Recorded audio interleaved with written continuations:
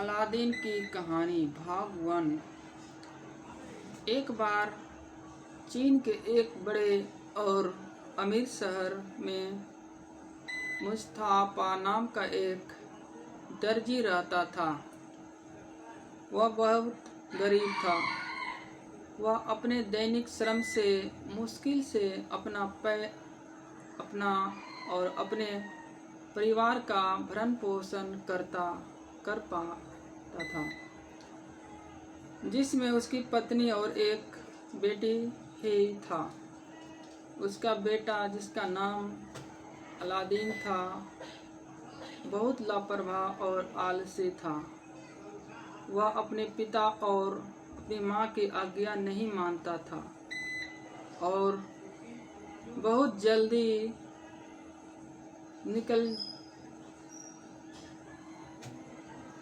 सुबह जल्दी निकल जाता था घर से और पूरा दिन बाहर ही रहता था। अपनी उम्र के आलसी बच्चों के साथ सड़कों और सार्वजनिक स्थानों पर खेलता रहता था। जब वह कोई काम सीखने लायक हो गया तो उसके पिता उसे अपनी दुकान में ले गए और उसे सुई का इस्तेमाल करना सिखाया। लेकिन उसके पिता के उसे काम पर रखने के सारे प्रयास व्यर्थ हो गए, क्योंकि जैसे ही उसने पीठ फेरी वह उस दिन के लिए चला गया। मुस्तफा ने उसे डांटा, लेकिन अलादीन सुधरने वाला नहीं था और उसके पिता को उसे आलस्य में छोड़ने के लिए मजबूर होना पड़ा और वह उससे इतना परेशान हो गया कि वह बीमार पड़ गया और कुछ ही महीनों में उसकी मृत्यु हो गई। अलादीन, जो अब पिता के डर से नहीं रुका था, उसने खुद को पूरी तरह से अपनी आलस्य भरी आदतों में झोंक दिया और कभी भी अपने साथियों से दूर नहीं हुआ। 15 साल की उम्र तक वह इसी रास्ते पर चलता रहा, बिना किसी उपयोगी काम के या इस बारे में सोचे कि उसका क्या होगा। एक दिन जब वह अपने बुरे साथियों के साथ सड़क पर खेल रहा था तो एक अजनबी व्यक्ति उसे देखने के लिए खड़ा हो गया। यह अजनबी एक जादूगर था, जिसे अफ्रीकी जादूगर के रूप में जाना जाता था, क्योंकि वह अपने मूल देश अफ्रीका से 2 दिन पहले ही आया था। अफ्रीकी जादूगर ने अलादीन के चेहरे पर कुछ ऐसा देखा जिससे उसे यकीन हो गया कि वह उसके उद्देश्य के लिए एक उपयुक्त लड़का है। उसने उसे कुछ साथियों का नाम और इतिहास पूछा।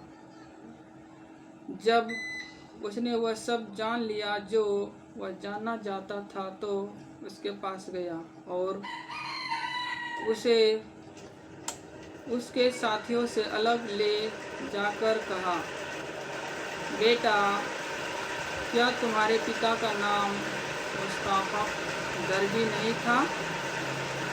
हाँ सर, लड़के ने उत्तर दिया, लेकिन वह बहुत समय से मर चुका है।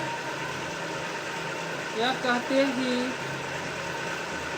अफ्रीकी जादूगर ने अलादीन की गर्दन पर अपनी बाहें डाल दी और उसे कई बार चूमा।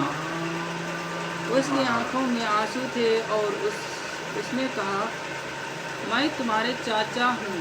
तुम्हारे युग पिता मेरे अपने भाई थे। मैं तुम्हारी पहली नज़र में ही पहचान गया था। तुम बिल्कुल उसके जैसे हो। फिर उसने अलादीन की को मुट्ठी भर छोटे छोटे पैसे देते हुए कहा, मेरे बेटे, अपनी माँ के पास जाओ, उसे मेरा प्यार दो और उससे कहो कि मैं कल उससे मिलने आऊँगा, ताकि मैं देख सकूँ कि मेरा अच्छा भाई इतने लंबे समय तक कहाँ रह रहा और अपने जीवन का अंत कहाँ किया। अलादीन अपनी माँ के पास भागा। अपने चाचा द्वारा दिए गए पैसे से बहुत खुश था। अलादीन अपनी माँ के पास भागा, नाचे। अपने चाचा द्वारा दिए गए पैसे से बहुत खुश था। माँ, उसने कहा, क्या मेरा कोई चाचा है? अलादीन अपनी माँ के पास भागा। अपने चाचा द्वारा दिए गए पैसे से बहुत खुश था। माँ, उसने कहा, क्या मेरा कोई चाचा है? नहीं बच्चे, उसकी माँ ने उत्तर दिया, तुम्हारे पिता या मेरे पिता के पक्ष में कोई चाचा नहीं है। बिस्कुट दो।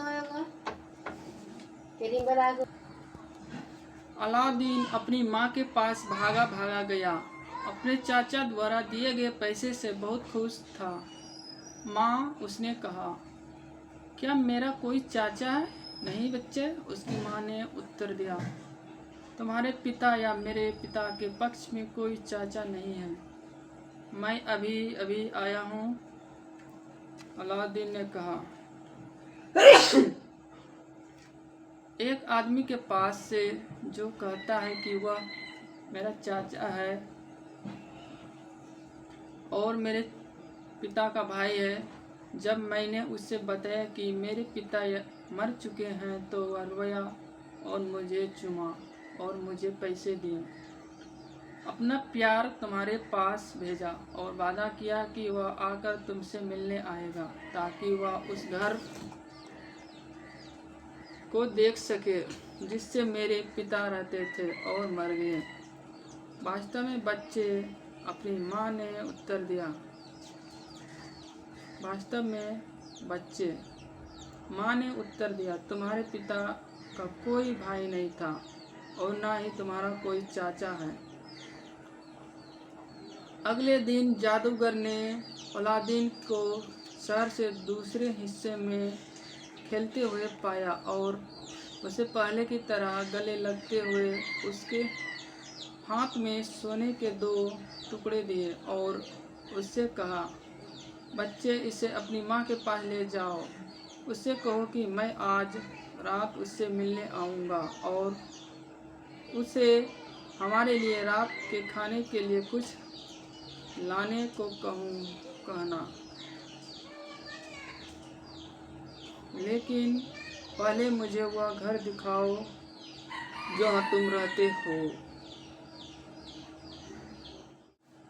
अलादीन की कहानी भाग 2। अलादीन ने अफ्रीकी जादूगर को घर दिखाया और सोने के 2 टुकड़े अपनी माँ के पास ले गया, जो बाहर गई और खाने पीने की चीज़ें खरीदी और यह सोचकर कि उसे कई बर्तन चाहिए, उसने अपने पड़ोसियों से उन्हें उधार लिया।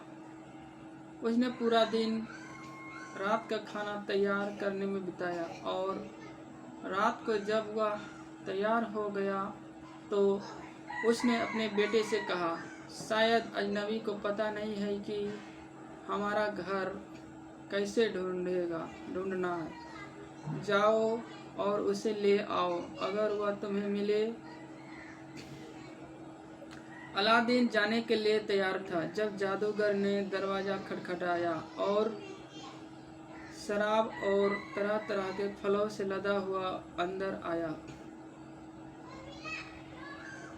जिससे उसने मिठाई के तौर पर लाया था।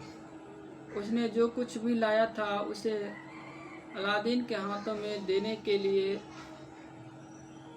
के बाद उसने अपनी माँ को सलाम किया।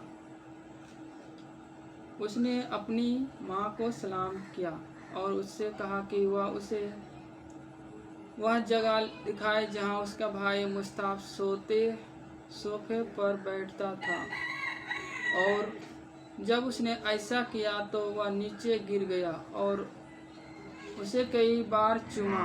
आंखों में आंसू भरकर चिल्लाया, मेरे बेचारे भाई, मैं कितना दुखी हूँ कि तुम्हें एक आखिरी बार गले लगने के लिए इतनी जल्दी नहीं आ पाया। अलादीन की माँ ने उसे उसकी जगह बैठने के लिए कहा, लेकिन उसने मना कर दिया। नहीं, उसने कहा, मैं ऐसा नहीं करूँगा, लेकिन मुझे उसके सामने बैठने की अनुमति दे, ताकि हालांकि मैं अपने इतने प्रिय परिवार को, स्वामी को नहीं देख पाऊँ, लेकिन कम से कम मैं उस स्थान को तो देख सकूं जहाँ वह बैठा करता था। जब जादूगर ने एक स्थान चुन लिया और बैठ गया तो उसने अलादीन की माँ के साथ बातचीत शुरू कर दी।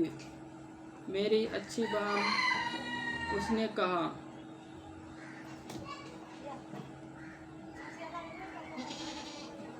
इस बात पर हैरान मत हो कि तुमने मुझे कभी नहीं देखा, जबकि तुम मेरे भाई मुस्ताफ से शादी कर चुकी हो, जिसकी यादें बहुत अच्छी है। मैं इस देश से 40 साल दूर रहा हूँ, जो मेरा और मेरे दिव्यगंत भाई का पैतृक स्थान है, और इस दौरान मैंने डंडीज, फारस, अरब, सीरिया और मिस्र की यात्रा की है, और उसके बाद अफ्रीका में जाकर बस गया, जहां मैंने अपना निवास बनाया। आखिरकार, जैसा कि एक आदमी के लिए स्वाभाविक है, मैं अपने मूल देश को फिर से देखने और अपने प्यारे भाई को गले लगने के लिए उत्सुक था, और यह देखकर कि मेरे पास इतनी लंबी यात्रा करने के लिए पर्याप्त ताकत थी, मैं अवश्य तैयारी की और निकल पड़ा। मेरे भाई की मृत्यु के बारे में सुनने से ज़्यादा मुझे कभी किसी बात से दुखी नहीं किया, लेकिन सभी बातों के लिए भगवान की स्तुति हो। मेरे लिए यह एक सुकून की बात है कि मेरे बेटे में मेरा भाई है, जिसके पास सबसे उल्लेखनीय विशेषताएं हैं। अफ्रीकी जादूगर ने देखा कि विधवा अपने पति की याद में रो रही है, इसलिए उसने बातचीत बदल दी और अपने बेटे की ओर मुड़ते हुए उससे पूछा, तुम क्या काम करते हो? क्या तुम कोई व्यापार करते हो? इस सवाल पर युवक ने अपना सिर नीचे झुका लिया, और जब उसकी माँ ने जवाब दिया, अलादीन एक बेकार आदमी है। उसके पिता ने जब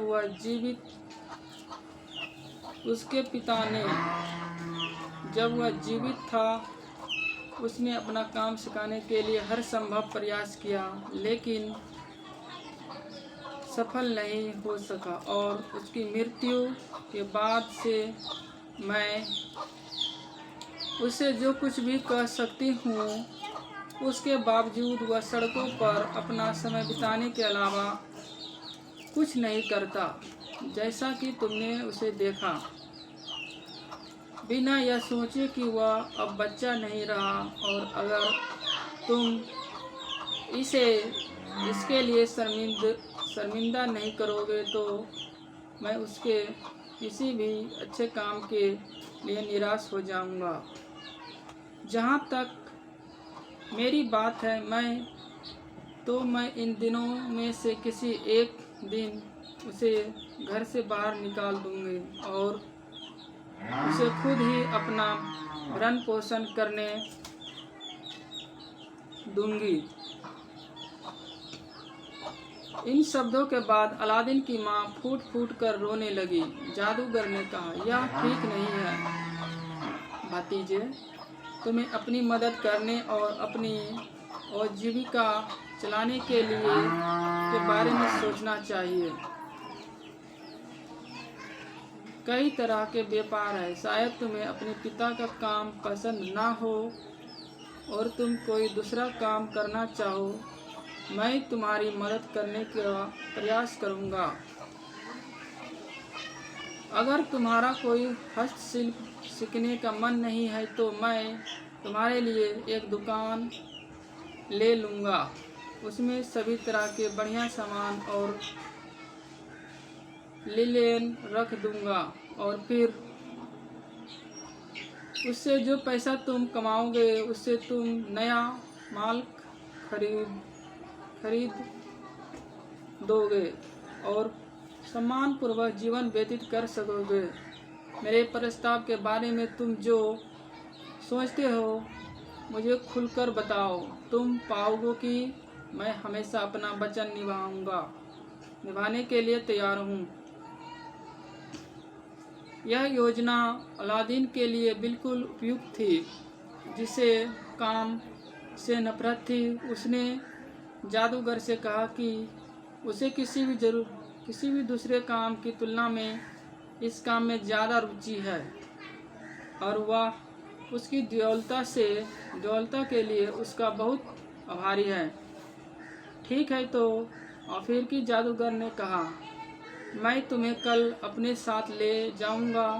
तुम्हें शहर के सबसे अच्छे व्यापारियों की तरह सुंदर कपड़े पहनाऊंगा और उसके बाद हम एक दुकान खोलेंगे जैसा कि मैंने बताया। तो दोस्तों, आपको ये कहानी कैसा लगा? यदि आपको एक कहानी सुनने में अच्छा लगा तो वीडियो को लाइक करें, चैनल पर नए हैं तो चैनल को सब्सक्राइब करें। मिलते हैं अगले नेक्स्ट वीडियो में और नई कहानी के साथ। तब तक के लिए बाय बाय। जय हिंद, वंदे मातरम।